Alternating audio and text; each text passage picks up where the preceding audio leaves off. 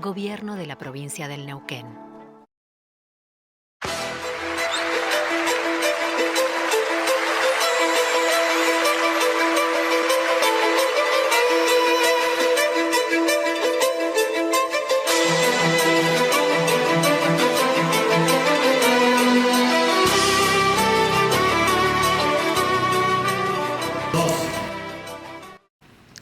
¿Qué tal? ¿Cómo está? Bienvenidos. Buenas noches. Vamos a hablar hoy en panorama de varios temas. Sin lugar a dudas, hay varios acontecimientos de la realidad más inmediata en la temporalidad que nos han trocado de alguna manera la agenda y no podríamos eludirlos, por lo menos en alguna referencia. Digo esto porque, por ejemplo, en las últimas horas ayer se conoció esta decisión del Gobierno Nacional de disolver la AFIP, la Administración Federal de Ingresos Públicos, y cambiar, modificar, reformular esa entidad en dos. Una dirección general impositiva, que se llamaría la Agencia de Recaudación, y una agencia de control de aduanas. Con lo cual uno puede decir, pero esto, bueno, se queda en un cambio de denominación. No, avanzaría mucho más, avanzaría también en el plano de la asignación de honorarios para los cargos de dirección, una reducción en esos cargos también y una reducción de la planta, con lo cual estamos viendo otra faceta más del ajuste, del achique, de la reducción del Estado en la gestión de Milei, que lleva poco menos de 10 meses. Por otro lado, la agenda política, no solamente la agenda institucional de la política, sino la agenda política, tiene otro capítulo interesante como para seguir de cerca por estas horas, que es la visita de Victoria Villarroel a Neuquén, a Vaca Muerta. De hecho, hoy tuvo una actividad en el Hilton, mañana se va a Añelo, y mañana además comienza la Argentina Oil and Gas, esta exposición que reúne a lo más importante del mundo de los hidrocarburos y de la generación de energía aquí en Neuquén. Digo como datos interesantes, en el medio sigue vigente todavía el conflicto con las universidades, y más allá de que hayan surgido estos temas nuevos sobre los cuales la agenda periodística va a estar dedicándole buena parte de su tiempo, lo cierto es que también están presentes, y esos temas estamos hablando o vamos a hablar en la jornada de hoy. Y después está lo otro, lo más cercano en la espacialidad, que es la condición salarial de quienes dependen del Estado en la provincia de Neuquén. Hoy hubo una situación con los estatales que conduce Carlos Quintriqueo, por un lado de aceptación, pero al mismo tiempo de confrontación en el espacio público entre sectores enfrentados, tensionados dentro del gremio estatal, como es ATE. El otro gremio numeroso es ATEN, el gremio de los docentes. Y sabemos que por estas horas parte de estos hechos periodísticos o noticiosos o políticos o gremiales o paritarios están relacionados precisamente con eso, con la condición salarial para el próximo año de quienes dependen de la administración pública provincial en Neuquén. Vamos a hablar con Marcelo Bagliardo, que es el secretario general de ATEN, el gremio docente. Marcelo, gracias por estos minutos. ¿Cómo estás? ¿Qué tal, Agustín? Buenas noches a vos, un saludo al equipo y obviamente a toda la teleaudiencia. ¿Con qué espíritu, con qué ánimo, con qué proyección se encara esta negociación paritaria con el gobierno de la provincia de Neuquén, Marcelo? Bueno, en principio, destacando que se haga con tanta anticipación, ¿no? Siempre en la discusión de nuestras comisiones salariales y laborales hemos reclamado que se pudieran realizar con anticipación al inicio del ciclo lectivo para poder separar ese debate y esa resolución de esos temas que son tan importantes para nosotros y nosotras, alejados del inicio del ciclo lectivo. Cuando eso no ha sucedido, que ha sido la enorme mayoría de las veces, nos hemos encontrado en situaciones de conflicto que se podían haber evitado, ¿no? Entonces, en principio, destacar eso. Y luego la otra cuestión que nosotros, o mejor dicho, no la otra, sino la cuestión que sí hemos planteado, es la necesidad de que el salario de los trabajadores y trabajadoras de la educación, más allá de la continuidad de una cláusula de actualización que nosotros destacamos que también se pueda discutir, para el año 2025, se discuta el piso, ¿no?, sobre el cual se calcula esa cláusula, porque es la forma en que podemos, en todo caso, mejorar el ingreso de las compañeras y de los compañeros que tienen una función importante en la sociedad, ¿no? Que nada más y nada menos que la de acompañar los trayectos de aprendizaje de los estudiantes de la provincia. Así que esa es nuestra aspiración, así como poder discutir también anticipadamente cuestiones vinculadas a la condición de trabajo, ¿no? Creaciones de cargos, temas vinculados con el presupuesto educativo, que se destina a partidas de gastos generales, que son las que mantienen o que con las que se debe mantener la limpieza y la higiene de las escuelas. Del mismo modo, lo que está vinculado con la infraestructura educativa, ¿no? Y el plan de mantenimiento que se está proyectando con vistas al año siguiente. Así que toda esa agenda es la que hemos puesto en discusión en estos 2 días de reuniones. Una fue la semana pasada y esta el día lunes, y esperando obviamente la del día de mañana, donde vamos a tener retomar la discusión luego del cuarto intermedio. IPC, actualización por índice de precios al consumidor, y bono. ¿Cuál es la postura respecto de esos dos aspectos, Marcelo? Bueno, a ver, el IPC para nosotros nos parece que es una fórmula que nos ha permitido sobrellevar situaciones de mucha inestabilidad de precios en Argentina, ¿no? Y ese es un dispositivo que logramos ya por el año 2017, que hubo años en los que fue bastante compleja la discusión para sostenerlo, como el 2018, que nos costó muchos días de huelga convencer al gobernador de aquel momento de que debíamos tener una cláusula anualizada. El año pasado, incluso la negociación se inicia con el gobierno que no estaba dispuesto a discutir anualmente la cláusula de actualización. Así que para nosotros eso tiene importancia, aun cuando pueda haber algún mecanismo que pueda ser superador. Lo cierto es que objetivamente todavía ese no se ha encontrado, y el que estamos discutiendo es el que hasta acá nos ha demostrado mayor eficiencia. Luego discutir las sumas extraordinarias es un tema que ATEL no lo plantea nunca, pero tampoco lo rechazamos, porque en definitiva se trata de sumas que permiten generar un ingreso adicional en el salario de los compañeros en determinado momento del año donde la plata hace falta, ¿no? Pensar en los dos bonos, uno para este fin de año y otro para febrero, en dos momentos de la vida familiar, que hace falta tener un refuerzo en el ingreso de cada compañero y de cada compañera.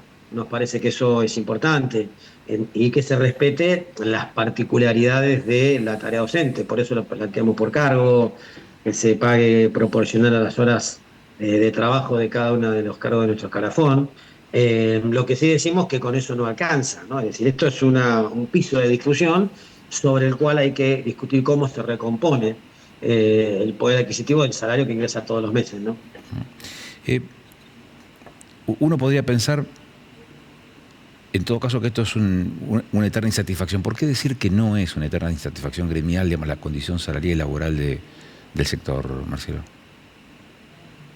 Que es una insatisfacción, ¿cómo decís? Que es una eterna insatisfacción. No hablamos de una eterna insatisfacción. Lo que decimos es que siempre hay una puja legítima entre el empleador, en este caso en el Estado provincial, y los trabajadores y trabajadoras de la educación, como lo existe en el resto de los sectores del trabajo. Yo no creo que haya un sector que se sienta totalmente satisfecho en un proceso de negociación, que siempre es un tironeo y una disputa por un presupuesto que está tironeado por todos lados. Entonces, no es una eterna insatisfacción, sino que es una discusión que siempre apunta a poder garantizar niveles de salario que puedan tener algún piso de dignidad. Creo que se trata de eso, ¿no? De una concepción de insatisfacción simplemente por el hecho de serlo así, ¿no? ¿Han evaluado, analizado el proyecto de presupuesto para el año que viene? Digo, un proyecto de presupuesto que tiene algo así como una asignación de 6 billones de pesos, o sea, serían unos 5.000, 6.000 millones de dólares para el año que viene. ¿Cómo han ponderado ustedes la participación de la educación en ese contexto, Marcelo? Bueno, es precisamente lo que estamos discutiendo, ¿no? A nosotros nos parece que la educación tiene que tener un rol importante, por eso estamos tensionando la cuestión de tipo salarial, por eso también planteamos la necesidad de creaciones de cargos, porque hablar de educación es hablar de condiciones de trabajo, pero a la vez de condiciones de aprendizaje. Y eso es una combinación, ¿no?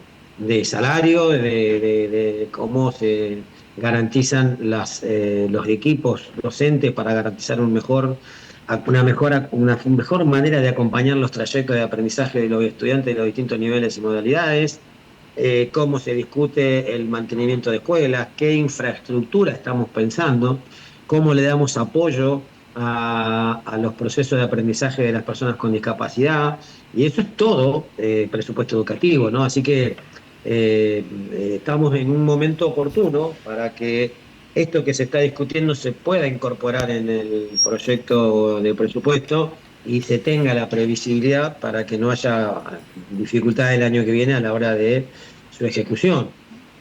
Así que entendemos que eso es lo que estamos haciendo, no dando una disputa en un contexto muy complejo, ¿no? Porque hay que decir que nosotros estamos dando ese debate con un gobierno nacional que para educación ha prácticamente anulado las partidas que estaban destinadas en proyectos anteriores para infraestructura educativa vía obra pública, para refuerzo salarial vía ley de financiamiento educativo, para garantizar partidas para refuerzos alimentarios, y becas y equipamiento escolar vía ley de financiamiento educativo. Entonces hay toda un escenario, un clima de época que va en contra de la disputa de los presupuestos, ni hablar de lo que está pasando con las universidades. O sea, en ese contexto, nuestro debate hoy adquiere una dimensión que nosotros queremos reivindicar, ¿no?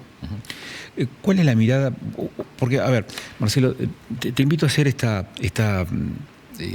proyección de lo que puede ocurrir, ya no necesariamente el año que viene, en donde ya están discutiendo las condiciones desde enero del 2025 a enero del 2026, y probablemente haya un punto de acuerdo, digo, porque margen temporal hay.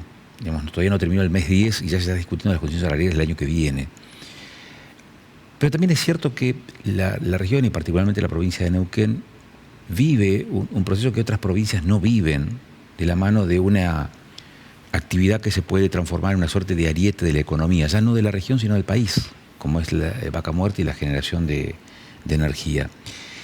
¿Qué proyecciones a futuro hacen ustedes de lo que puede esto significar o sostenerse o sustentarse en el tiempo, a sabiendas que estamos hablando de un recurso que es finito, los recursos naturales no renovables, como es el caso de los hidrocarburos? No es una pregunta sencilla para responder. Me parece que hay que tener un plan muy concreto que vaya por dos vías, ¿no? Una de ellas es cómo se transita esta etapa de la expansión digamos, de la producción hidrocarburífera y todo lo que eso va a significar en términos de crecimiento de carácter exponencial los próximos años, que va a venir de la mano de una enorme demanda de derechos que debe ser garantizado por el Estado. Y no solamente me refiero a garantizar infraestructura vial y de salud, sino obviamente vinculada con la educación. Claro. Es decir, toda la zona petrolera, Rincón, Añelo, Chañar, Centenario, bueno, toda la confluencia que está vinculada con la actividad, va a tener un crecimiento muy importante de población que va a tener que tener garantizado el derecho a la educación, a la salud, bueno, todo lo que va a demandarse. Por ello me parece que tiene que haber también un apoyo muy firme del gobierno provincial, porque todo lo que pueda ingresar de más, si no se lo refuerza con una disputa por las regalías que tienen que incrementarse, seguramente va a ser insuficiente, insisto, por la creciente demanda de obligaciones de un Estado que tiene que se va a tener que preparar para eso. Y por otro lado, ¿qué va a pasar con el Neuquén que venga luego como bien decís vos, ¿no? Del que se agoten los recursos? Entonces hay que tener también una iniciativa tendiente a la modificación de la matriz productiva de la provincia hacia otro tipo de sustentabilidad. Así que me parece que es un debate enorme, hay algunas organizaciones que lo empiezan a dar, y bueno, nosotros queremos ser parte de eso, ¿no? Uh-huh. En ese crecimiento, porque vos vas a ver el crecimiento que ya se va a empezar a notar, ya se notó en realidad y se va a seguir notando todavía con más intensidad en los próximos meses y en los próximos años, de mayores inversiones, de migraciones internas que buscarán en Neuquén esa forma de de realización laboral, familiar, y eso seguramente va a tener que venir de la mano, como bien decías, de inversiones y atender derechos. ¿Ustedes tienen mensurado de cómo va a incrementarse la población docente en Neuquén a partir de este crecimiento proyectado poblacional, digo, para Neuquén para los próximos años, Marcelo? Mira, hay que hacer una comparativa, ¿no? Nosotros en este momento, para una población en general de aproximadamente 750.000 habitantes que tiene la provincia, somos 26.000 docentes, 27.000 para ser más exacto. Bueno, esa proporción va a crecer en la medida que se den estas mayores demandas y el mayor asentamiento de población, cuya característica va a ser que va a estar muy concentrado en lugares que yo antes mencionaba de la provincia. Y para eso también vamos a tener que estar preparados, por eso la defensa de los institutos de formación docente, ¿no? La población va a requerir mayor docentes con formación, vamos a tener que tener institutos que puedan garantizar digamos, esos docentes, y junto con eso una necesidad de inversión de infraestructura educativa enorme, porque ayer estaba en Rincón de los Sauces y por lo menos los compañeros me decían, nosotros todos los meses nos llegan 2 o 3 chicos por grado, ¿no? Entonces, eso es lo que hay que estar anticipando, pero no ya de acá a 10 años. Va a haber que anticiparlo en los próximos año y medio, 2 años, porque también es muy explosiva la llegada de población. Dos preguntas cortas porque el tiempo nos apremia. Digo, dos preguntas, las respuestas serán cortas porque el tiempo nos apremia, pero ¿está latente todavía eso, pendiente quizás de una resolución judicial? Pero ¿en qué instancia está ese conflicto que tuvo paralizada en buena medida la educación de Neuquén, producto de la ley de estímulo por la presencia de docentes en el aula frente a alumnos? En primer lugar, eso está judicializado, como Sí. bien decís, a la espera de una resolución del Tribunal Superior de Justicia por el planteo de inconstitucionalidad que hicimos como organización sindical. Pero a la vez hay un planteo nuestro hacia el Poder Ejecutivo para una medida digamos, de no innovar o de no se generar ninguna modificación hasta tanto se resuelva el tema en el ámbito judicial, de un artículo en particular de la ley, que es el que de algún modo modifica las condiciones de licencias y justificaciones y franquicias de los compañeros que están en condición de suplente. Este es un tema que hemos planteado y esperamos se resuelva. Y también agregar a esto que del dato que el mismo gobierno ofrece, da cuenta de que lo que se anunciaba como una cuestión abusiva del uso de las licencias por parte de los docentes termina no siendo de esa característica, ¿no? Porque lo que han percibido el adicional casi fueron el 80% de las compañeras y de los compañeros. Y el mismo gobierno plantea que, bueno, que estos son datos que modifican aquellas previsiones que se tenían sin tener un estudio pormenorizado de cuáles eran los fundamentos de esa decisión. Así que estas dos cosas, ¿no? Por un lado la judicialización, por otro lado el pedido para que no se innove en el artículo 8º de la ley, y luego el dato de que por ahí todo lo que se dijo en los medios sobre una supuesta actitud irresponsable mayoritaria de los docentes no está, ¿no? Y la otra discusión la otra pregunta que quería hacerte es la discusión que se está dando en la legislatura por teléfono sí, teléfono no, celular digo, ¿no? En las aulas. ¿Tiene el crimen posición tomada respecto de ese tema? ¿Va a intervenir en esa discusión? ¿La va a mirar de la tribuna? ¿Cuál va a ser la postura? ¿O cuál es la postura? Sí, nos han pedido una opinión que la estamos trabajando para hacer una respuesta, bueno, que sea acorde a la posición que nosotros tenemos. A nosotros primero nos parece que la legislatura tiene temas muchísimos más urgentes e importantes que tratar que el tema de si teléfono celular sí, teléfono celular no. Por otro lado, nosotros tenemos una enorme cantidad de estudiantes que el único recurso tecnológico que tienen es el teléfono. Entonces, muchos docentes utilizamos el celular como un recurso didáctico más, ¿no? Para transmitir información, para tener devoluciones, para compartir tareas.